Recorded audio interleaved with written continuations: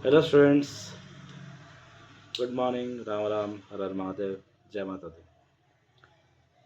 तो जैसे कि लास्ट वीडियो में हम बताए थे कि नेक्स्ट टॉपिक हमारा या नेक्स्ट चैप्टर हमारा रहेगा चैप्टर 6 क्लास 10 के ज्योग्राफी का मैन्युफैक्चरिंग इंडस्ट्री। तो इसी पर ये वीडियो रहेगा आज हमारा। इसी चैप्टर को हम लोग शुरू करते हैं। तो सबसे पहले हम लोग बात करते हैं कि मैन्युफैक्चरिंग मतलब होता क्या है। जब हम लोग क्या करेंगे, उत्पादन करेंगे या प्रोडक्शन करेंगे लार्ज अमाउंट में किसी भी गुड्स का, रॉ मटेरियल को प्रोसेस करके, और उससे हम लोग क्या बनाएंगे, वैल्यूएबल प्रोडक्ट बनाएंगे। तो यही हमारा क्या कहलाता है, मैन्युफैक्चरिंग कहलाता है।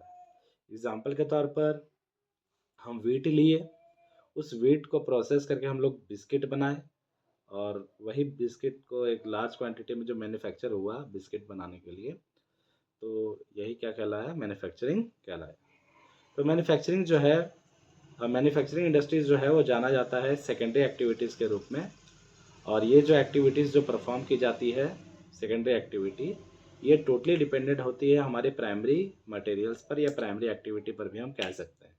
ये उसी पर निर्भर होती है और उसी की मदद से ये चलती है। यानी कि हम ये कह सकते हैं कि सेकेंडरी एक्टिविटी का अस्तित्व, यानी कि इंडस्ट्री का अस्तित्व बिना प्राइमरी एक्टिविटी यानी कि एग्रीकल्चर के बिना उसका अस्तित्व पॉसिबल नहीं।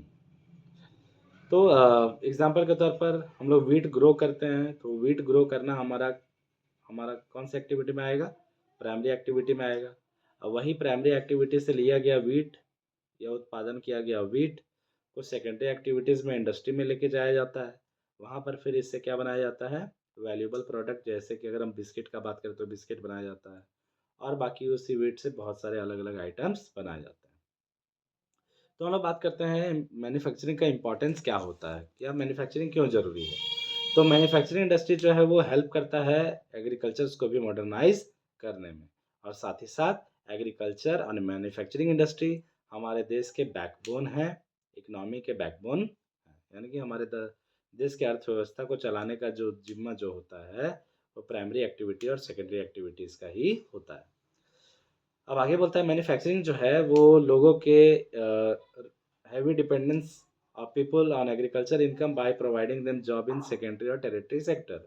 यानी कि अब जब इंडस्ट्री सिविलाइज हो गई है तो इसके मदद से लोगों को क्या मिल रहा है, रोजगार मिल रहा है। अब लोग जो है वो प्राइमरी एक्टिविटीज़ के अलावा सेकेंडरी एक्टिविटी और टेरिटरी एक्टिविटी में भी वर्क कर रहे हैं। अब जैसे कि उस टाइम, पहले के टाइम में इंडस्ट्री नहीं थी तो हर एक आदमी को क्या करना पड़ता था, कृषि करना पड़ता था। अब इंडस्ट्रीज आ गई है तो अब लोग क्या करते हैं, दूसरा काम करते हैं, फैक्ट्री में जाकर के श्रमिक का काम, लेबर का काम करते हैं, या टेरिटरी एक्टिविटी में हम लोगों को सर्विस प्रोवाइड करवाते हैं।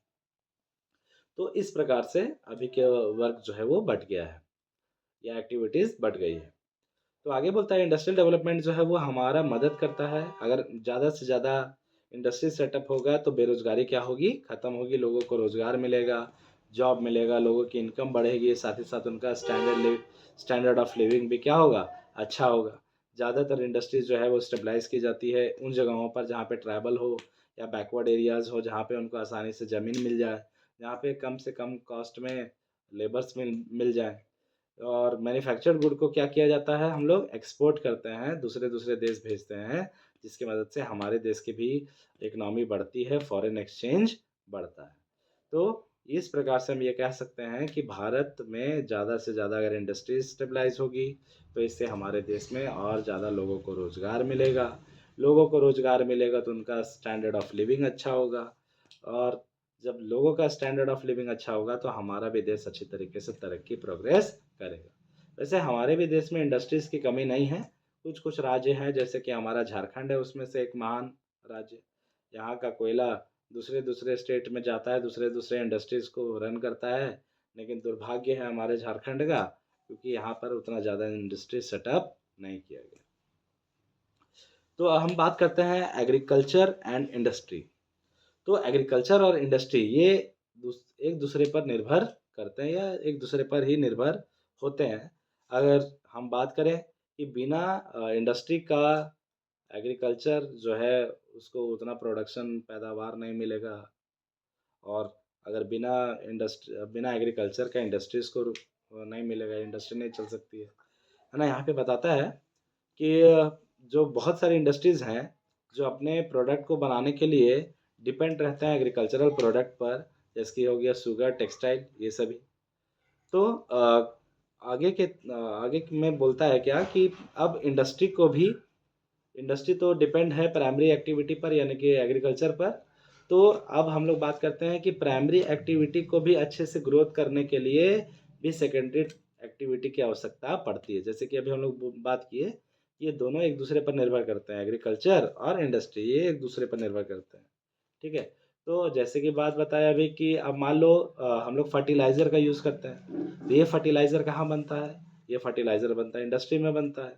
इंडस्ट्रीज़ में अगर कोई चीज़ें बनाई जाती है जो एग्रीकल्चर से डिपेंड करती है, जैसे कि हम व्हीट का बात करते हैं या राइस का बात करते हैं, तो ये किससे लेता है? प्राइमरी एक्टिविटी से, यानी कि प्राइमरी एक्टिविटी सामान लेता है अपना सेकेंडरी से, और सेकेंडरी वाला अपने आप को रन करने के लिए सामान लेता है प्राइमरी से। तो वही बात है, फर्टिलाइज़र हो गया, इरिगेशन पंप हो गया, पीवीसी पाइप हो गया, ट्रैक्टर हो गए, मशीन हो गए, ये सब को कहाँ पे बनाया जाता है? सेकेंडरी सेक्टर्स में बनाया जाता है। अब ये सभी चीज़ें जो है वो प्राइमरी एक्टिविटीज़ के प्रोडक्शन को इंक्रीज़ करने में मदद करता है। उसके बाद बात करते हैं हम लोग इंडस्ट्रियल लोकेशन का। तो इंडस्ट्रीज़ के सही जगह पे लोकेट होने के लिए या किसी जगह पर स्थापित होने के लिए अलग-अलग क्राइटेरियाज़ होती है, तो जो यहाँ पे दिया हुआ है। सबसे पहला तो किसी भी इंडस्ट्रीज़ को सेटअप करने के लिए वहाँ पे गवर्नमेंट का सही होना बहुत ज़्यादा ज़रूरी है। वहाँ पे जिस जगह पे इंडस्ट्री सेटअप होगी, उस जगह पे रॉ मटेरियल होना चाहिए, उस जगह पर लेबर होने चाहिए, उस जगह पर कैपिटल यानी कि पूँजी लगाने वाले लोग होने चाहिए। वहाँ पे पावर यानी कि बिजली, ये सभी चीज़ें होनी चाहिए, और वहाँ पर मार्केट फैसिलिटी भी होना चाहिए। मार्केट फैसिलिटी जहाँ पर जो प्रोडक्ट जो बना है, जो मैन्युफैक्चर्ड हुआ है, उस प्रोडक्ट को हम सेल आउट कर सकें, बेच सकें। अब नेक्स्ट हमारा एक महत्वपूर्ण टॉपिक आता है इसी में कि इंडस्ट्रियलाइजेशन और अर्बनाइजेशन। तो इंडस्ट्रियलाइजेशन और अर्बनाइजेशन ये भी एक दूसरे पर निर्भर करता है। जहाँ पर इंडस्ट्री सेटअप होगी, वो जगह ऑटोमेटिकली डेवलप हो जाएगा। वहाँ पे ज़्यादा से ज़्यादा शॉप्स खोले जाएंगे, वहाँ पे ज़्यादा से ज़्यादा ट्रांसपोर्ट फैसिलिटी होगी, वहाँ पे ज़्यादा से ज़्यादा लोग जो है वो बैंकिंग का यूज़ करेंगे, ज़्यादा इंश्योरेंस का यूज़ करेंगे, ज़्यादा ट्रांसपोर्टेशन होगा, ज़्यादा लेबर होगा, और बाकी बहुत सारी फैसिलिटीज़ वहाँ पर प्रोवाइड करवाया जाएगा। तो इसीलिए हम कह सकते हैं कि जहाँ जिस जगह पर भी इंडस्ट्रियलाइजेशन होगा, उस जगह पर ऑटोमेटिकली अर्बनाइजेशन होगा, यानी कि औद्योगिकरण और शहरीकरण। ये दोनों चीज़ें जो है वो बहुत जिस जगह पर अगर हम लोग औद्योगिकरण करेंगे, तो उस जगह पे ऑटोमेटिकली क्या हो जाएगा? इंडस्ट्रियल अर्बनाइजेशन यानी कि शहरीकरण हो जाएगा। तो जब हमारा देश आज़ाद हुआ था, तो आज़ाद होने के बाद बहुत सारी जगहें जो थी वो समुद्र के किनारे, जैसे सी पोर्ट्स के किनारे, जहाँ पे ट्रेडिंग करने के लिए, या समझ लो एक तरीके से हम सामान को एक जगह से दूसरी जगह फॉरेन एक्सचेंज करने के लिए, जैसे कि कुछ लोकेशंस का यहाँ पे बात बताया है बुक में, मुंबई, कोलकाता, चेन्नई, ये सभी वो जगहें थी जहाँ पे लोग जो थे वो अपने सामान को इम्पोर्ट एक्सपोर्ट करते थे। ठीक है? तो सही मार्केट का होना बहुत ज़्यादा ज़रूरी है ना? आप जिस जगह पर इंडस्ट्री सेटअप होगी, तो वहाँ पे ऑटोमेटिकली लोग ज़्यादा सेटल्ड होने लगते हैं। वहाँ पे सोचते हैं कि हम लोगों को जॉब अपॉर्चुनिटीज़ मिलेगा, ये सभी चीज़ें। अब तो आज जो हम लोग देखे मैन्युफैक्चरिंग इंडस्ट्रीज़ में, है ना? तो आज का तो इतना ही रहेगा। हमारे इम्पोर्टेंस ऑफ मैन्युफैक्चरिंग में देखें। अब नेक्स्ट जो टॉपिक रहेगा हमारा, types of minerals on the basis of material used. तो ये भी चैप्टर आप ध्यान से देखिएगा, और पीछे के चैप्टर्स जो मैंने पढ़ाए हैं उसे भी आप ध्यान से देख लीजिएगा। एक था आपका क्लास 9 का, और दूसरा हम लोगों ने पढ़ा क्लास 10 का chapter 5, mineral and energy resource. तो आप हमारे वीडियो के साथ बने रहें। Thank you, stay tune, bye bye.